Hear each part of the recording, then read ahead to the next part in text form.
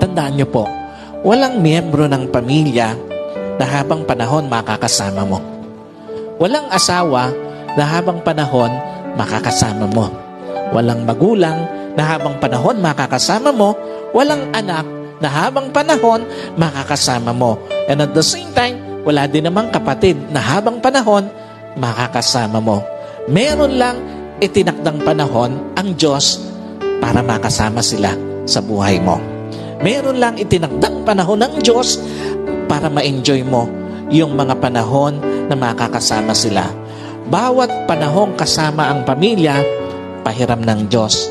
Bawat panahong kasama mo sila o bawat araw na kasama mo sila, kabawasan yon sa panahong makakasama mo sila. At bawat sandali na lilipas, palapit ng palapit yon sa pagtatapos ng pahiram na panahon sa iyo ng Diyos. Kaya hindi dapat sinasayang panahon para sa pamilya, lalo na sa pagtataniman ng sama ng loob, lalo na sa pagkakait ng pagpapatawad, at lalong-lalo na sa paggagawa ng yaman. Napakawalang kwenta ng mga bagay na minsan hinahayaan natin na sayangin yung panahon na dapat kasama natin ang pamilya natin.